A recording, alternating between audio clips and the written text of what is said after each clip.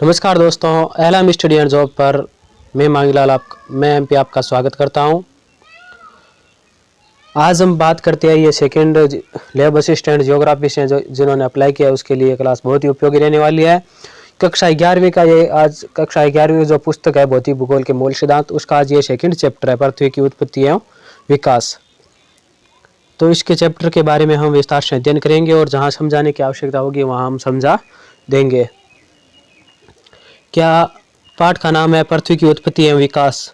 जो geography lab assistant geography का syllabus दिया हुआ है, इसमें हम ये टॉपिक भी दिया हुआ है कि पृथ्वी की उत्पत्ति एवं विकास के बारे में आपसे क्वेश्चन पूछे जाएंगे। तो हम एनसीईआरटी की जो भौतिक भूगोल के मूल सिद्धांत की पुस्तक है, इसका सेकंड चैप्टर आज अध्ययन करेंगे।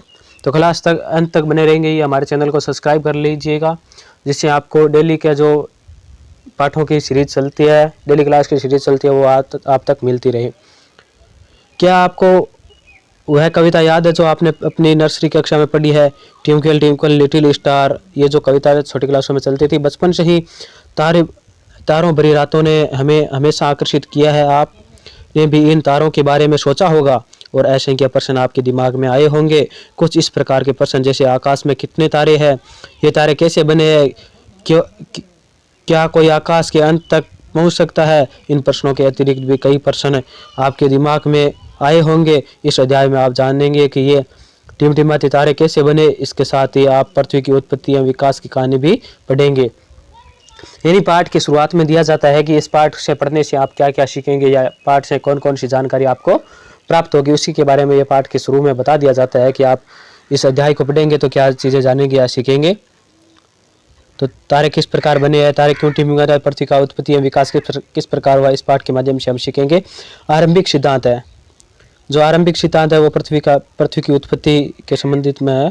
पृथ्वी की उत्पत्ति के संबंध में विभिन्न दार्शनिक व वैज्ञानिकों ने अनेक परिकल्पनाएं प्रस्तुत की है। इनमें से एक प्रारंभिक एवं लोकप्रिय मत जर्मन दार्शनिक इमैनुएल कांट का है। यानी इनमें से एक प्रारंभिक एवं लोकप्रिय मत, यानी पृथ्वी की उत्पत्ति के संबंध में किसने अपना मत प्रस्तुत किया था, एक जर्मन दार्शनिक था, इमैनुएल कांट का है। 1796 ईस्वी में गणितज्ञ लाप्लेस ने इसका संशोधन प्रस्तुत किया, जो न्यायिका परिकल्पना के नाम से भी जाना जाता है। जो इन्होंने इमैनुएल कांट ने जो एक अपना मत प्रस्तुत किया था, इसे क्या कहा जाता है, न्यायिक परिकल्पना भी कहा जाता है। इस परिकल्पना के अनुसार ग्रहों का निर्माण धीमी गति से घूमते हुए पदार्थों के बादल से हुआ है, जो सूर्य की युवा अवस्था के संबंध में थे। बाद में 1900 ईस्वी में चैम्बरलेन और माल्टेन ने कहा कि ब्रह्मांड में एक अन्य भ्रमणशील तारा सूर्य के नजदीक से गुजरा। इसके परिणाम स्वरूप तारे के गुरुत्वाकर्षण से सूर्य सतह से श्रृंगार के आकार का कुछ पदार्थ निकलकर अलग हो गया। यह तारा जब सूर्य से दूर चला गया तो सूर्य सतह से बाहर निकलता हुआ यह पदार्थ सूर्य के चारों तरफ घूमने लगा और यही धीरे धीरे संघनित होकर ग्रहों के रूप में परिवर्तित हो गया। यानी इन्होंने क्या बताया है कि जो ये न्यायिका परिकल्पना है, इसमें क्या बताया गया है कि एक ब्रह्मांड में एक अन्य भ्रमणशील तारा सूर्य के नज़दीक से गुजरा। यानी कोई पिंड था, वो सूर्य के नज़दीक से गिरा, जो गुरुत्वाकर्षण शक्ति के कारण उसमें विस्फोट हो गया और वो धीरे धीरे सूर्य की कक्षा से बाहर चला गया और सूर्य के चारों ओर चक्कर लगाना स्टार्ट कर दिया, जिससे क्या हुआ, ग्रहों का निर्माण होना स्टार्ट हो गया। पहले सर जेम्स जिन्स और बाद में सर हेराल्ड जेफरी ने इस मत का समर्थन किया। यानी ये जो मत है कि सूर्य के टकराने से या सूर्य की गुरुत्वाकर्षण शक्ति से जो विस्फोट हुआ था, तो उसका मत का समर्थन किसने किया, हेराल्ड जेफरी और जेम्स जिन्स ने इस मत का समर्थन किया। यद्यपि कुछ समय बाद के तर्क सूर्य के साथ एक और साथी तारे के होने की बात मानते हैं। ये तर्क द्वैतारक सिद्धांत के नाम से जाना जाता है। यानी पहले तो क्या बताया गया था कि एक पिंड था, न्यायिका परिकल्पना में क्या बताया गया, एक पिंड था जो सूर्य से टकराकर या सूर्य की गुरुत्वाकर्षण शक्ति से विस्फोट होकर अलग अलग ग्रहों के रूप में विकसित हो गया। और जो द्वैतारक सिद्धांत है, वो सिद्धांत ये कहता है कि दो तारे थे, जो एक कमजोर तारा था वो बिखर गया। इस प्रकार इन्होंने बताया है। 1950 ईस्वी में रूस के ओटो शिमिंड व जर्मनी के कार्ल वाइजास्कर ने न्यायिका परिकल्पना में कुछ संशोधन किया, जिसमें विवरण भिन्न था। उनके विचार से सूर्य एक सौर निहारिका से घिरा हुआ था जो मुख्यतः हाइड्रोजन, हीलियम और धूलिकणों की बनी थी। इन कणों के घर्षण व टकराने से एक चपटी तस्करी की आकृति के बादल का निर्माण हुआ और अभिवर्ती प्रक्रम द्वारा ही ग्रहों का निर्माण हुआ है। अंततोगत्वा वैज्ञानिकों ने पृथ्वी या अन्य ग्रहों की ही नहीं वरन पूरे ब्रह्मांड की उत्पत्ति संबंधी समस्याओं को समझने का प्रयास किया है। यह तो था आरंभिक सिद्धांत। पृथ्वी की उत्पत्ति से संबंधित कौन कौन से सिद्धांत है। एक तो निहारिका परिकल्पना और एक द्वितारिक जो सिद्धांत है ये, और उसके बाद है आधुनिक सिद्धांत जो पृथ्वी की उत्पत्ति के ब्रह्मांड की उत्पत्ति से संबंधित जो आधुनिक सिद्धांत है वो कौन कौन से है। आधुनिक समय में ब्रह्मांड की उत्पत्ति के संबंधित सर्वमान्य सिद्धांत बिग बैंग सिद्धांत है या बिग बैंग थ्योरी है। ये आधुनिक उत्पत्ति का सिद्धांत है ब्रह्मांड के। इस विस्तृत ब्रह्मांड परिकल्पना भी कहा जाता है। इसे क्या कहा जाता है? विस्तृत ब्रह्मांड परिकल्पना। 1920 ईस्वी में एडविन हब्बल ने प्रमाण दिए कि ब्रह्मांड का विस्तार हो रहा है। इस समय बीतने के साथ आकाशगंगाएं एक दूसरे से दूर हो रही है। आप प्रयोग कर जान सके कि ब्रह्मांड विस्तार का क्या अर्थ है। एक गुब्बारा ले और उस पर कुछ निशान लगाए जिनको आकाशगंगाएं मान ले। जब आप इस गुब्बारे को फुलाएंगे, गुब्बारे पर लगे ये निशान गुब्बारे के फैलने के साथ साथ एक दूसरे से दूर हो जाते प्रतीत होंगे। इसी प्रकार आकाशगंगाओं के बीच की दूरी भी बढ़ रही है और परिणाम स्वरूप ब्रह्मांड विस्तारित हो रहा है। यद्यपि आप यह पाए कि गुब्बारे पर लगे चिन्हों के बीच की दूरी के अतिरिक्त चिन्ह स्वयं भी बढ़ रहा है, जबकि यह तथ्य के अनुरूप नहीं है। वैज्ञानिक मानते हैं कि आकाशगंगाओं के बीच की दूरी बढ़ रही है, परंतु प्रेक्षण आकाशगंगाओं के विस्तार को नहीं सिद्ध करते हैं। अतः गुब्बारों का उदाहरण आंशिक रूप से ही मान्य है। यानी एक जो भूगोलवेत्ता था, वैज्ञानिक था, उन्होंने सिद्धांत दिया कि एक गुब्बारा लीजिए, उस पर चिन्ह करिए। जिस प्रकार हम गुब्बारे में हवा भरेंगे जिससे गुब्बारा फूलने लगेगा, चिन्ह का आकार और उनके चिन्हों के बीच की दूरी है वो बढ़ती जाएगी। तो ये सिद्धांत है, ये कुछ ही मायनों में सही है, संपूर्णतः ये सही नहीं माना गया है। बिग बैंग सिद्धांत के अनुसार ब्रह्मांड का विस्तार निम्न अवस्थाओं में हुआ है। ये 3 प्रकार की है, इस प्रकार अवस्था दी हुई है बिग बैंग की है, चिन्ह दिया है।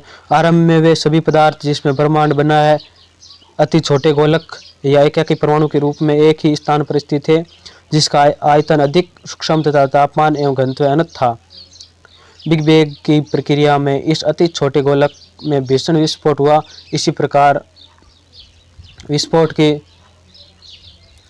प्रक्रिया में वृहद विस्तार हुआ। वैज्ञानिकों का विश्वास है कि बिग बैंग की घटना आज से 17.3 अरब वर्ष पहले हुई थी। क्वेश्चन आ जाता है कि बिग बैंग की घटना कितने समय पहले हुई थी, तो 13.7 अरब वर्ष पहले हुई थी। ब्रह्मांड का विस्तार आज भी जारी है। विस्तार के कारण कुछ ऊर्जा पदार्थ में परिवर्तन हो गई। विस्फोट के बाद 1 सेकंड के अल्पांश के अंतर्गत ही वृहद विस्तार हुआ। इसके बाद विस्तार की गति धीमी पड़ गई। बिग बैंग होने के आरंभिक 3 मिनट के अंतर्गत ही पहले परमाणु का निर्माण हुआ। यानी बिग बैंग थ्योरी क्या कहता है कि एक छोटा अणु था, कोई सिस्टम था, उसमें विस्फोट हो गया। विस्फोट होते ही तुरंत तो वो बहुत दूर चले गए। उसके बाद धीरे धीरे विकास हुआ और इन्होंने क्या बताया, आरंभिक 3 मिनट के अंतर्गत ही पहले परमाणु का निर्माण हुआ। यानी पहले परमाणु का निर्माण कितनी देर बाद में हुआ? 3 मिनट के बाद में, 3 मिनट के अंतर्गत हो गया।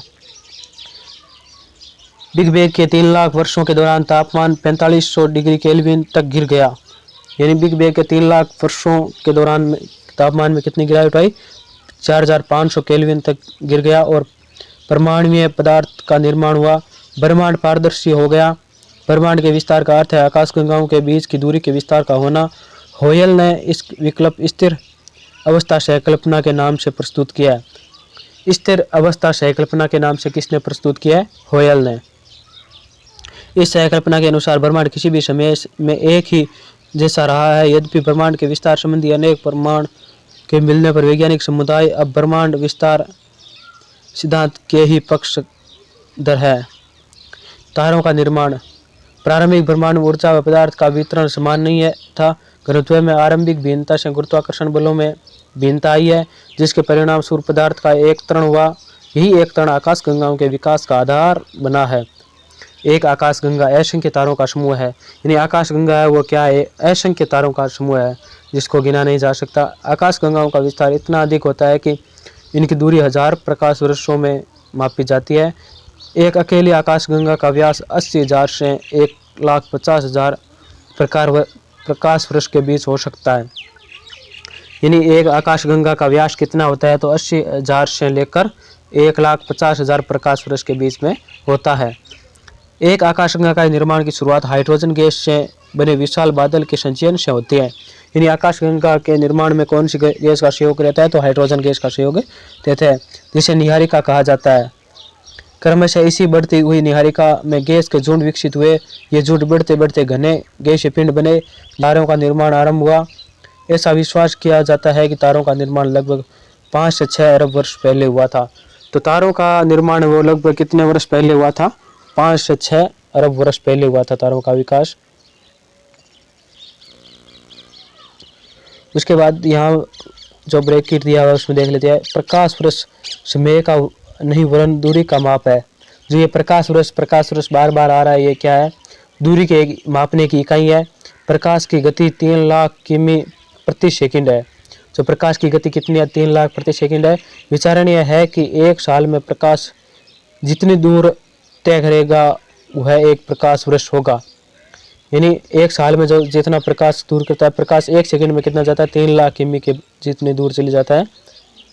तो यह 9.46 इंटू 10⁻12 किमी के बराबर है।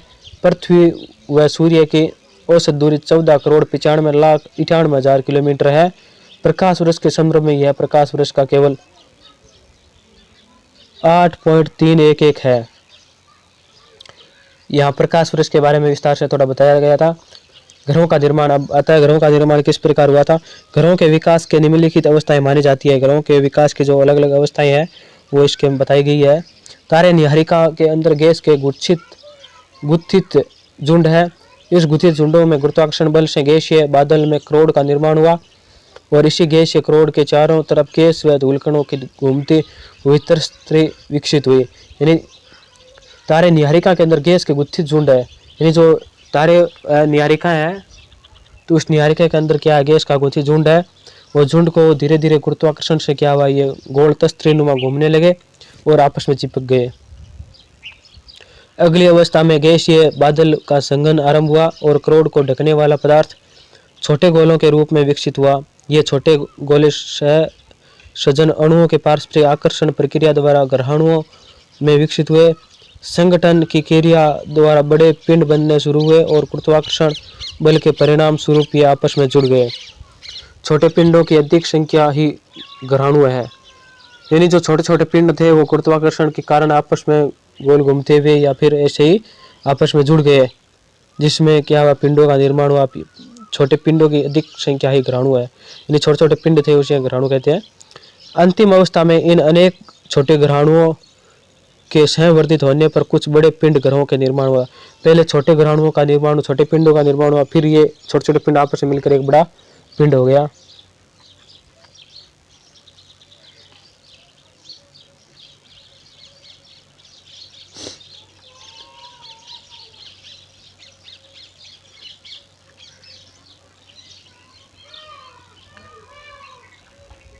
आगे आता है सौरमंडल। तो सौरमंडल का निर्माण किस प्रकार हुआ था। हमारे सौरमंडल में 8 ग्रह है। सौरमंडल में कितने ग्रह है क्वेश्चन आ जाता है, सिंपल क्वेश्चन। 8 ग्रह है। निहारिका को सौरमंडल का जनक माना जाता है। तो सौरमंडल का जनक कौन है, निहारिका। इसके ध्वस्त होने व क्रोड के बनने की शुरुआत लगभग 5 से 5.6 अरब वर्ष पहले हुई थी। ग्रह लगभग 4.6 से 4.56 अरब वर्षों पहले बने। हमारे सौरमंडल में सूर्य तारा है, 8 ग्रह है, 63 उपग्रह और लाखों छोटे छोटे पिंड जैसे क्षुद्र ग्रह, ग्रहों के टुकड़े जिसे एस्ट्रॉइड कहते हैं अंग्रेजी में, धूमकेतु। एक हाल ही में हमारे पास में जो राजस्थान में देखा जाए तो एस्ट्रॉइड गिरा था नागौर में। नागौर में गांव के होटल के पास में, होटल के बाहर कैमरे लगाए हुए थे। वहाँ उस कैमरे में रात को दिखाई दिया था। जो वैज्ञानिकों ने खोज की तो पता चला ये एस्ट्रॉइड ही था, छोटा एस्ट्रॉइड था। एस्ट्रॉइड क्या होता है कि जो ये तारे हैं, मान लो तारे हैं, छोटे पिंड है, वो पृथ्वी पर अनियंत्रित होकर गिर जाते हैं, उसे एस्टेरॉइड कहते हैं। धूमकेतु एवं वृहद मात्रा में धूलकण एवं गैसें हैं। इन 8 ग्रहों में बुध, शुक्र, पृथ्वी व मंगल भीतरी ग्रह है। अब भीतरी ग्रह कौन कौन से है, तो ये भी ध्यान रखना आपको। बुध, शुक्र, पृथ्वी एवं मंगल भीतरी ग्रह कहलाते हैं। और क्योंकि ये सूर्य व क्षुद्र ग्रहों की पट्टी के बीच में स्थित है, तो भीतरी ग्रह क्यों कहते हैं, सूर्य से कंटिन्यू ये स्टार्ट होती है और जो इनके बीच में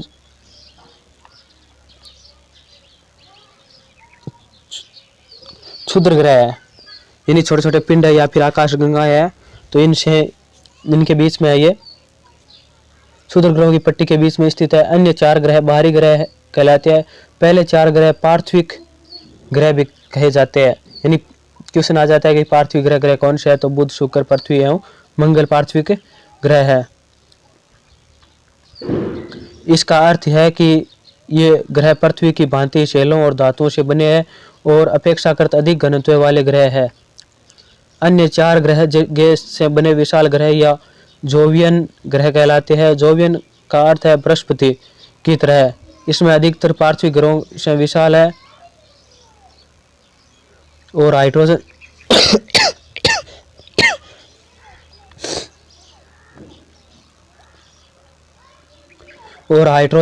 व हीलियम से बना संघन वायुमंडल है। सभी ग्रहों का निर्माण लगभग 4.6 अरब वर्ष पहले एक ही समय में हुआ। अभी तक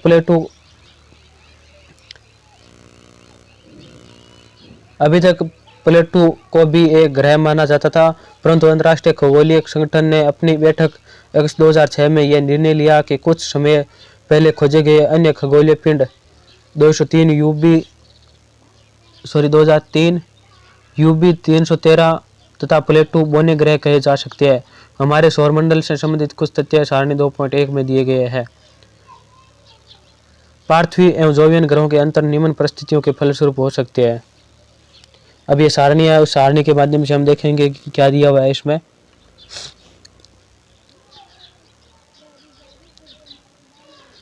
तो इसमें अलग अलग ग्रह बुध, शुक्र, पृथ्वी, मंगल, बृहस्पति, शनि, यूरेनस और नेपच्यून, जिसमें यहाँ दूरी दी हुई है, दूरी ये सूर्य से दूरी दी हुई है और ये ग्रह का घनत्व है, ग्रह का अर्धव्यास और उपग्रह कितने हैं। तो पृथ्वी के उपग्रह कितने हैं, 1, मंगल के कितने हैं, 2, बृहस्पति के लगभग 53 उपग्रह, शनि के लगभग 53 और यूरेनस के 27 उपग्रह और नेपच्यून के 13 उपग्रह। ये क्वेश्चन आएगा आपसे, ध्यान रखना। सूर्य से दूरी खगोलीय एकक में है, अर्थात अगर पृथ्वी का मध्यमान दूरी 14,95,98,000 किमी एक एकक के बराबर है। ये जो दूरी दी हुई है वो एकक में है। इस जो एक मान हो तो एक मान का इतना होता है 14,95,98,000 किमी। तो इसे हम दूरी को निकाल सकते हैं। घनत्व ग्राम प्रति घन मीटर में दिया हुआ है। अर्धव्यास अगर भूमध्य रेखीय अर्धव्यास 6338.137 किमी बराबर 1 है। तो इस प्रकार ये व्यास दिया हुआ है। पार्थिव एवं जोवियन ग्रहों के अंतर निम्न परिस्थितियों के फलस्वरूप है। तो अब जो इन पार्थिव ग्रह है इनके अंतर किस प्रकार है, तो वो हम पढ़ेंगे। पार्थिव ग्रह जनक तारे के बहुत समीप बने, जहां अत्यधिक तापमान के कारण गैस संगीनता नहीं हो पाई और घनीभूत ही भी न हो सके। जोवियन ग्रहों की रचना अपेक्षाकृत अधिक दूरी पर हुई। सौर वायु सूर्य के नजदीक ज्यादा शक्तिशाली थी, अतः पार्थिव ग्रहों से ज्यादा मात्रा में गैस व धूलकण उड़ा ले गई। सौर पवन इतनी शक्तिशाली न होने के कारण जोवियन ग्रहों से गैसों को नहीं हटा पाई। पार्थिव ग्रहों के छोटे होने से इनकी गुरुत्वाकर्षण शक्ति भी कम रही, जिसके परिणाम स्वरूप इनमें निकली हुई गैस उन पर रुकी नहीं रह सके। इस प्रकार ये जोवियन ग्रह और पार्थिव ग्रहों में अंतर बताया गया है। इसके बाद आता है चंद्रमा। चंद्रमा पृथ्वी का अकेला प्राकृतिक उपग्रह है। जो ये मंगलयान 1, मंगलयान 2, ये क्या है, ये भी उपग्रह है। ये कौन से उपग्रह है, ये कृत्रिम उपग्रह होते हैं। जो प्रकृति द्वारा बने हुए होते हैं वो प्राकृतिक उपग्रह होते हैं। तो चंद्रमा किसका उपग्रह है, पृथ्वी का उपग्रह है, यानी अकेला है, एक ही उपग्रह है, कोई 2-3 नहीं है। पृथ्वी की तरह चंद्रमा की उत्पत्ति संबंधी मत प्रस्तुत किए गए हैं। सन 1838 ईस्वी में सर जॉर्ज डार्विन ने सुझाया कि प्रारंभ में पृथ्वी व चंद्रमा तेजी से घूमते एक ही पिंड थे। प्रारंभ में क्या बताया गया, पृथ्वी और चंद्रमा तेजी से घूमते हुए एक ही पिंड थे। यहाँ पूरा पिंड डबल बीच से पतला व किनारों से मोटा था की आकृति में परिवर्तन हुआ और अंतर्गोतवा टूट गया। यानी ये क्या है, शुरुआत में पृथ्वी और चंद्रमा एक ही पिंड थे, धीरे धीरे क्या हुआ, बीच से पतला होता गया और बाद में क्या हुआ, अंत में टूट गया, जहाँ आज प्रशांत महासागर एक गर्त के रूप में मौजूद है। तो यद्यपि वर्तमान समय के वैज्ञानिक इनमें से किसी भी व्याख्या को स्वीकार नहीं करते हैं। ऐसा विश्वास किया गया है कि पृथ्वी के उपग्रह के रूप में चंद्रमा की उत्पत्ति एक बड़े टकराव का नतीजा है, जिसे द बिग स्प्लिट कहा गया है। ऐसा मानना है कि पृथ्वी के बनने के कुछ समय बाद ही मंगल ग्रह के 1 से 3 गुना बड़े आकार का पिंड पृथ्वी से टकराया। इस टकराव से पृथ्वी का एक हिस्सा टूटकर अंतरिक्ष में बिखर गया। टकराव से अलग हुआ यह पदार्थ फिर पृथ्वी के कक्ष में घूमने लगा और क्रमशः आज का चंद्रमा बना। यह घटना चंद्रमा की उत्पत्ति की लगभग 4.44 अरब वर्ष पहले मानी गई है। यानी पर चंद्रमा के बारे में अलग अलग मत है। किसी का मत है कि ये एक ही पिंड थे पृथ्वी और चंद्रमा, ये बीच से टूटकर अलग हो गया, और कई मानते हैं कि पृथ्वी है, इससे कोई बड़ा पिंड टकराया, जिससे टकराकर एक पृथ्वी का कुछ अंश टूट गया और वो अंश टूट के पृथ्वी की कक्षा में ही घूमने लगा, पृथ्वी के बार बार चक्कर लगाने लगा, इसलिए ये चंद्रमा उपग्रह बन गया। उसके बाद आता है पृथ्वी का उद्भव। पृथ्वी का उद्भव किस प्रकार हुआ? क्या आप जानते हैं कि प्रारंभ में पृथ्वी चट्टानी, गर्म और वीरान ग्रह थी, जिसका वायुमंडलीय विरल था।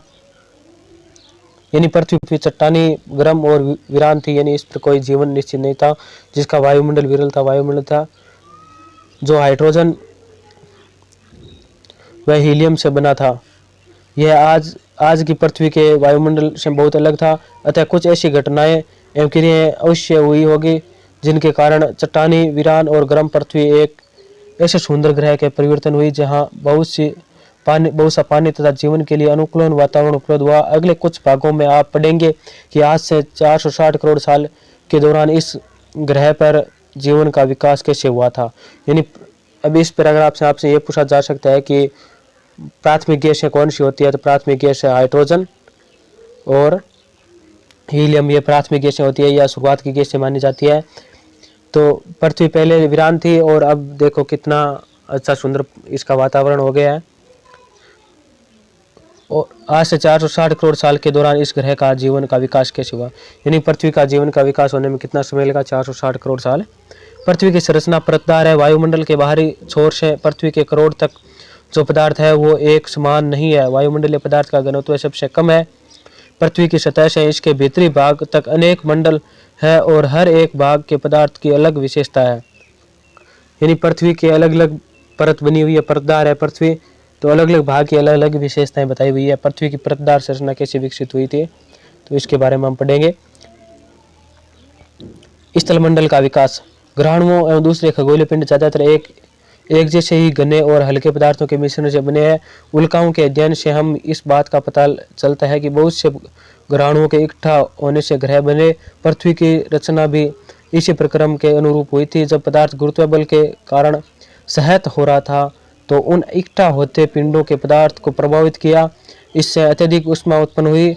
यह क्रिया जारी रही और उत्पन्न ताप से पदार्थ पिघलने गलने लगा। ऐसा पृथ्वी की उत्पत्ति के दौरान और उत्पत्ति के तुरंत बाद हुआ। अत्यधिक ताप के कारण पृथ्वी आंशिक रूप से द्रव्य अवस्था में रह गई और तापमान की अधिकता के कारण ही हल्के और भारी घनत्व के मिश्रण वाले पदार्थ घनत्व के अंतर के कारण अलग होना शुरू हो गए। इसी अलगाव से भारी पदार्थ जैसे लोहा पृथ्वी के केंद्र में चले गए और हल्के पदार्थ पृथ्वी की सतह या ऊपरी भाग की तरफ आ गए।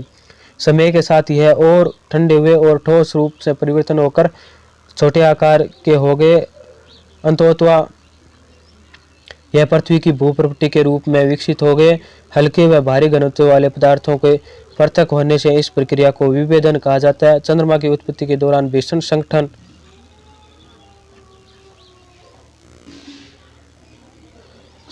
के कारण पृथ्वी का तापमान पुनः बढ़ा, फिर ऊर्जा उत्पन्न हुई और यह विभेदन का दूसरा चरण था। विभेदन के इसी प्रक्रिया द्वारा पृथ्वी का पदार्थ अनेक परतों से अलग हो गया। पृथ्वी के धरातल से करोड़ तक कई परतें पाई जाती है, जैसे परपट्टी, जिसे क्रस्ट कहते हैं, प्रावार, मेंटल कहते हैं, बाह्य कोड, आउटर कोड और आंतरिक कोड, इनर कोड। पृथ्वी के ऊपरी भाग के आंतरिक भाग तक पदार्थ का घनत्व बढ़ता है। हर परत की विशेषताओं का विस्तार पूर्वक अध्ययन हम अगले अध्याय में करेंगे। यानी इसमें बताया गया है कि पृथ्वी का निर्माण किस हुआ, जैसे उल्का पिंड का हुआ, हल्की धूलकिरण और गैसों का संलयन हुआ सर्वप्रथम, और उसके बाद में क्या हुआ, धीरे धीरे तापमान बढ़ता गया, जिससे भारी वस्तुएं वो नीचे चली गई, जैसे लोहा है, और जो हल्के पदार्थ थे वो ऊपर आ गए। फिर तापमान कम हुआ तो वो वापस जमने लगे, जमकर नीचे स्थायी हो गए। इसी प्रकार भूप्रपट्टी और अलग अलग प्रकार की परतों का निर्माण हुआ था। वायुमंडल व जलमंडल का विकास। अब आता है वायुमंडल और जलमंडल का विकास किस प्रकार हुआ था। पृथ्वी के वायुमंडल की वर्तमान संरचना में नाइट्रोजन एवं ऑक्सीजन प्रमुख योगदान है। वायुमंडल की संरचना व संगठन 8वें अध्याय में बताई गई है। यानी वायुमंडल के बारे में विस्तार से हम 8वें अध्याय में पढ़ेंगे। वर्तमान वायुमंडल के विकास की 3 अवस्थाएं हैं। इसकी पहली अवस्था में आदिकाल वायुमंडलीय गैसों का ह्रास है। दूसरी अवस्था में पृथ्वी के भीतर से निकली भाप एवं जलवाष्प ने वायुमंडल के विकास में सहयोग किया। अंत में वायुमंडल की संरचना को जैवमंडल के प्रकाश संश्लेषण प्रक्रिया ने संशोधित किया है। यानी वर्तमान में क्या हुआ, वायुमंडल की 3 अवस्थाएं। पहली आदिम, जिसमें वायुमंडलीय गैसों का ह्रास हुआ। दूसरी अवस्था में पृथ्वी के भीतरी से निकलने वाली भाप और जलवाष्प ने वायुमंडल के विकास के सहयोग किया। और अंत में वायुमंडल की संरचना ने जैवमंडल के प्रकाश संश्लेषण प्रक्रिया ने संशोधित किया है। यानी इस प्रकार वायुमंडल की टोटल 3 अवस्थाएं हैं। प्रारंभिक वायुमंडल, जिसमें हाइड्रोजन व हीलियम की अधिकता थी, सौर पवन के कारण पृथ्वी से दूर हो गया। ऐसा केवल पृथ्वी पर ही नहीं वरन सभी पार्थिव ग्रहों पर हुआ है। पार्थिव ग्रह कौन से होते हैं, जो आंतरिक ग्रह विषय पार्थिव ग्रह कहते हैं, याद रखना ये। अर्थात सभी पार्थिव ग्रहों से सौर पवन के प्रभाव के कारण आदिकालिक वायुमंडल या तो दूर धकेल दिया गया या समाप्त हो गया। यह वायुमंडल के विकास की पहली अवस्था है। तो वायुमंडल के पहली अवस्था क्या है कि आदिकाल वायुमंडल या तो दूर धकेल दिया गया या फिर समाप्त हो गया। ये वायुमंडल की पहली अवस्था थी। पृथ्वी के ठंडा होने और विभेद के दौरान पृथ्वी के दौरान अंदरूनी भाग में बहुत सी गैसें व जलवाष्प बाहर निकले। इसी से आज के वायुमंडल का उद्भव हुआ। आरंभ में वायुमंडल में जलवाष्प, नाइट्रोजन, कार्बन डाइऑक्साइड, मीथेन व अमोनिया अधिक मात्रा में है और स्वतंत्र ऑक्सीजन बहुत ही कम थे। वह प्रक्रिया जिसमें पृथ्वी के भीतरी भाग से गैसें धरती पर आई, इसे गैस उत्सर्जन कहा जाता है। लगातार ज्वालामुखी विस्फोट से वायुमंडल में जलवाष्प व गैस बढ़ने लगे। पृथ्वी के ठंडा होने के साथ साथ जलवाष्प का संघनन शुरू हो गया। वायुमंडल में उपस्थित कार्बन डाइऑक्साइड के वर्षा के पानी में घुलने से तापमान में और अधिक गिरावट आई। फलस्वरूप अधिक संघनन व अत्यधिक वर्षा हुई। पृथ्वी के धरातल पर वर्षा का जल गर्तों में इकट्ठा होने लगा, जिससे महासागर बने। इन्हें महासागर किस प्रकार बने कि पृथ्वी धीरे धीरे ठंडा होने लगी। पृथ्वी में जो गर्म थी तो भयंकर अंदर अंदर विस्फोट होता था, ज्वालामुखी होती थी। ज्वालामुखी विस्फोट से अलग अलग प्रकार की गैसें बाहर निकलती थी, जैसे नाइट्रोजन है, हाइड्रोजन है, कार्बन डाइऑक्साइड है, मीथेन है, अमोनिया, इस प्रकार की गैसें निकलती थी।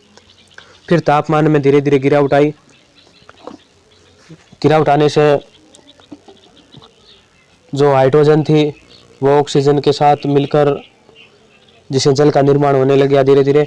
और जो वर्षा होने लगी, वर्षा के साथ में जो ये कार्बन डाइऑक्साइड मिली तो इसका तापमान है और भी कम होता गया। यानी यहाँ कार्बन डाइऑक्साइड वर्षा के पानी में घुलने से तापमान में और अधिक गिरावट आई, जिसके फलस्वरूप जो गर्त थे उस गर्तों में पानी इकट्ठा होना स्टार्ट हो गए और महासागरों का निर्माण हुआ। पृथ्वी पर उपस्थित महासागर पृथ्वी की उत्पत्ति के लगभग 50 करोड़ साल के अंतर्गत बने। इससे हमें पता चलता है कि महासागर 400 करोड़ साल पुराने हैं। लगभग 380 करोड़ साल पहले जीवन का विकास आरंभ हुआ। यद्यपि लगभग 250 से 300 करोड़ साल पहले प्रकाश संश्लेषण प्रक्रिया विकसित हुई। लंबे समय तक जीवन केवल महासागरों तक सीमित रहा। प्रकाश संश्लेषण की प्रक्रिया द्वारा ऑक्सीजन में बढ़ोतरी महासागरों की देन है। धीरे धीरे महासागर ऑक्सीजन से संतृप्त हो गए और वायुमंडल में ऑक्सीजन की मात्रा 200 करोड़ वर्ष पूर्व पूर्ण रूप से बढ़ गई। यानी इस प्रकार क्या हुआ, धीरे धीरे वायुमंडल का विकास हुआ। वायुमंडल के विकास के साथ साथ उसके बाद क्या महासागरों से क्या हुआ था, ये जो कार्बन डाइऑक्साइड अवशोषित करके ऑक्सीजन का निष्कासित हुआ, और प्रकाश संश्लेषण जो क्रिया होती है पेड़ पौधों के द्वारा, उससे ऑक्सीजन के जो लेवल था उसमें बढ़ोतरी हुई धीरे धीरे। तो ऑक्सीजन की मात्रा में 200 करोड़ वर्ष पूर्व पूर्ण रूप से बढ़ गई थी। उसके बाद है जीवन की उत्पत्ति। तो जीवन की उत्पत्ति अब किस प्रकार हुई, पृथ्वी की उत्पत्ति हो गई, वायुमंडल की उत्पत्ति हो गई, महासागरों की उत्पत्ति हो गई। अब जीवन की उत्पत्ति है। पृथ्वी की उत्पत्ति का अंतिम चरण जीवन की उत्पत्ति व विकास से संबंधित है। निसंदेह पृथ्वी का आरंभिक वायुमंडल जीवन के विकास के लिए अनुकूल नहीं था। आधुनिक वैज्ञानिक जीवन की उत्पत्ति को एक तरह की रासायनिक प्रक्रिया बताते हैं जिससे पहले जटिल जैव कार्बनिक अणु बने और उसका समूहन हुआ। यह समूह ऐसा था कि जो अपने आप को दोहराता था, पुनः बनने में सक्षम था और निर्जीव पदार्थों को जीवित तत्व में परिवर्तित कर सका। हमारे ग्रह पर जीवन के चिन्ह अलग अलग समय के चट्टानों में पाए जाने वाले जीवाश्म के रूप में है। 300 करोड़ साल पुरानी भूगर्भिक शिलाओं में पाई जाने वाली सूक्ष्मदर्शी संरचना आज की शैवाल की संरचना से मिलती जुलती है। यह कल्पना की जा सकती है कि इससे पहले समय में साधारण संरचना वाली शैवाल रही होगी। यह माना जाता है कि जीवन का विकास लगभग 380 करोड़ वर्ष पहले आरंभ हुआ है। यानी जीवन का विकास हुआ कब से माना जाता है, 380 करोड़ वर्ष पूर्व ही जीवन का विकास माना जाता है। एक कोशिकीय के जीवाणु से आज के मनुष्य तक जीवन का विकास का सार भूवैज्ञानिक काल का मापक्रम से प्राप्त किया जा सकता है, जो भूवैज्ञानिक काल मापक्रम पृष्ठ 18 पर दर्शाया गया है। जो पृष्ठ 18 है उस पर दर्शाया गया था, इसका हमने अध्ययन नहीं किया था, अब अध्ययन कर लेते हैं। तो यहाँ पर यौन दिया हुआ है, उसके बाद महाकल्प, कल्प, युग, आयु और जीवन। तो महाकल्प है नवजीवन, आज से 6.3 करोड़ वर्ष पहले हुआ था, जिसके कल्प है चतुर्थ कल्प, जिसमें युग कौन सा अभिनव या अत्यंत नूतन और आधुनिक वर्ष से पहले 0 से 10,000 या 10,000 से 20 लाख वर्ष पहले था, जिसमें आधुनिक आदि मानव थे। आदि मानव से आधुनिक मानव तक का विकास हुआ था। उसके बाद है तृतीय कल्प। तृतीय कल्प था अति नूतन, अल्प नूतन, अधिनूतन, आदिनूतन और पुरानूतन, इस प्रकार अलग हुआ। जिसमें अति नूतन में क्या हुआ था, आरंभिक मनुष्य के पूर्वज थे, और अल्प नूतन में वन मानुष, फूल वाले पौधे और वृक्ष, और अधिनूतन में मनुष्य से मिलता जुलता वन मानुष जंतु, आदिनूतन में खरगोश, और पुरानूतन में छोटे स्तनपायी चूहे आदि का विकास हुआ था। उसके बाद है मध्यजीवी। मध्यजीवी क्रिटेशियस, जुरेसिक और ट्रियासिक।